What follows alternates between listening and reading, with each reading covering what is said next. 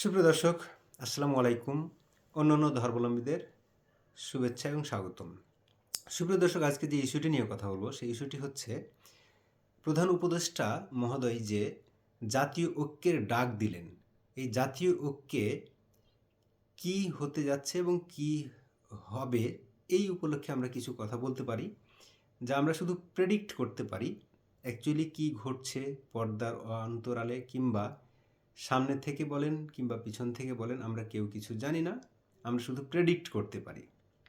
দেখেন, আমাদের এখন মূল যে সমস্যা, এই মূল সমস্যাগুলো আসলে অনেকগুলো। তার মধ্যে অন্যতম সমস্যা হচ্ছে আমাদের প্রত্যেকের সমস্যা, এটা আমরা মনে করি, যেটা কিনা দ্রব্য মূল্যের অধিক মূল্য। অর্থাৎ বাজারে আপনি যখন ৫০০ টাকা নিয়ে যান, তখন আপনি পুরো বাজার করেই আপনি ফিরতে পারেন না, আপনার টাকা শেষ হয়ে যায়। এমন তো অবস্থায় দ্রব্যমূল্যের যখন নাভিশ্বাস অবস্থা, তখন সরকার দিলেন জাতীয় ঐক্যের ডাক। হ্যাঁ, এটা একটা ভালো উদ্যোগ বটে, যেখানে ইন্ডিয়ান মিডিয়া প্রোপাগান্ডা ছড়াচ্ছে, সেইখানে জাতীয় ঐক্যের খুব দরকার আছে। তবে কি আমরা আসলে আগামীতে কি জাতীয় ঐক্যমতের একটি সরকার দেখতে পাবো? এই সরকার কি জাতীয় ঐক্যমতের সরকার গঠন করবে? জামায়াত ইসলামের আমির যেভাবে প্রেস ব্রিফিং করলেন বের হয়ে এসে, যে আপনারা খুব দ্রুতই সুখবর পাবেন, এই সুখবরটা কি আসলে কি তাহলে ইঙ্গিত বহন করে এরকম যে জাতীয় ঐক্যমতের সরকার?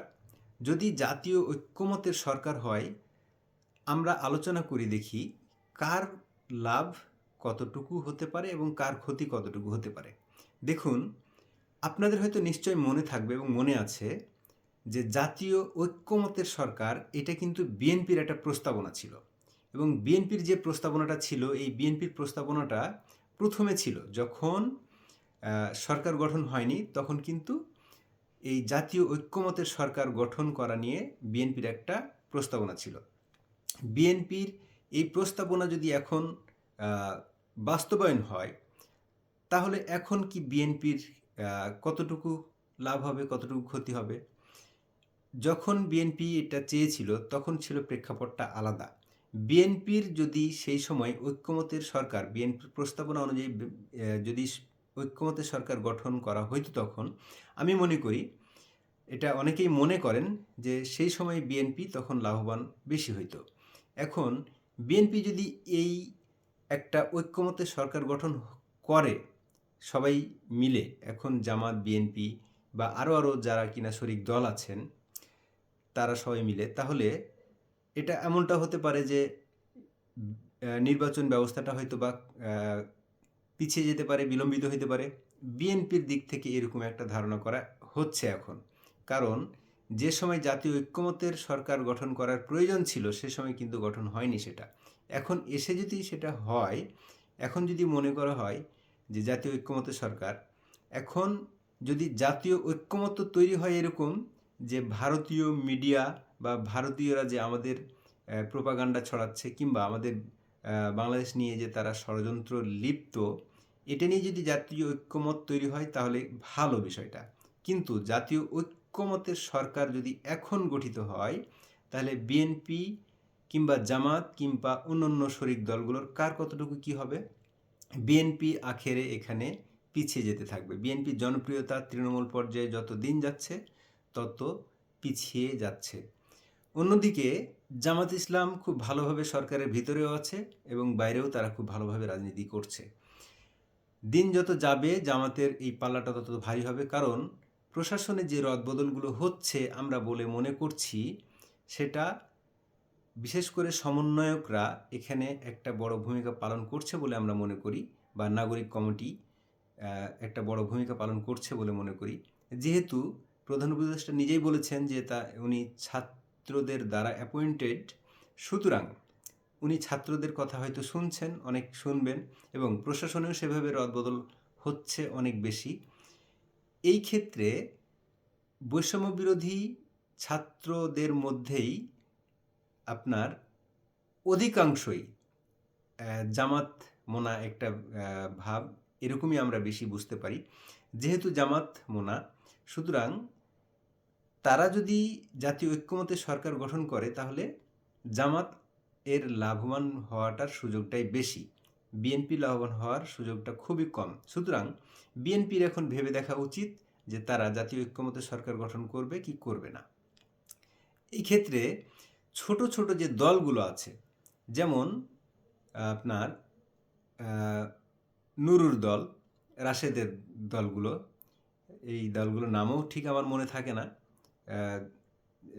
গণ অধিকার পরিষদ যেটাকে বলে, হ্যাঁ, এই গণ অধিকার পরিষদের মতো দলগুলো, তারপরে হচ্ছে জুনাইদ সাকিদের মতো দলগুলো, যেগুলো নিবন্ধিত কি নিবন্ধিত নয় আমার ঠিক জানা নাই, এরা ফ্রন্ট লাইনে চলে আসতে পারে অনেকেই। এরা যেখানে নিজেরা ভোটে দাঁড়ালে নিজেদের পরিবারের ভোটটি ছাড়া অন্য কোনো ভোট পাবে না বলে আমরা মনে করি, তারা সরকারে ঢুকে গিয়ে তারা নিজেরা নিজেদের একটা মন্ত্রিত্ব পাবে এবং তারা একটা সময় একটা সরকারের অংশ হয়ে যাবে এবং সরকারের ভিতরে থেকে তারা নিজেদের দলকে গঠন করবে, এরকম একটা মনোভাব তাদের থাকবে। তো এরকম মনোভাব যখন থাকবে তখন কি বিএনপির জন্য সেটা কি আসলে ভালো সংকেত? সেটার বিএনপির জন্য আসলে ভালো সংকেত হবে না। এখানে জামায়াত ইসলামের বিষয়টা একটু আলাদাভাবে না বললেই নয়। জামায়াত ইসলাম সরকারের ভিতরে আগে থেকেই ছিল এবং আমরা মনে করি সরকার পতনের যে মাস্টার মাইন্ডগুলো যাদেরকে আমরা বলে থাকি, তাদের ম্যাক্সিমামই ছাত্র শিবিরের লোক, ছেলেপেলে এবং সমন্বয়কদের মধ্যে আমরা পরে যেটা শুনেছি যে তাদের অধিকাংশই ছাত্র শিবিরের সাথে জড়িত। সুতরাং এবং ডক্টর ইউনূস স্যার যেহেতু বলেছেন যে ছাত্রদের দ্বারা অ্যাপয়েন্টেড, সুতরাং এখানে নাগরিক কমিটি যেটা গঠন করা হয়েছে তাদের দ্বারা পরিচালিত হবেন সরকার, এটাই বাস্তবতা এবং এটাই হয়ে আসছে এখন পর্যন্ত। সুতরাং বিএনপির এখানে এখন জাতীয় ঐক্যমত্যে সরকার গঠন করে বিএনপির অনেক লাভ হবে বলে আমরা মনে করি না। দর্শক, আপনারা কে কী মনে করছেন আপনারা তুলে ধরতে পারেন আপনাদের মতামত। আজকের মতো এখানেই, দেখা হবে অন্য কোনো একটি ভিডিওতে। ভালো থাকবেন সে প্রত্যাশায়। আল্লাহ হাফেজ।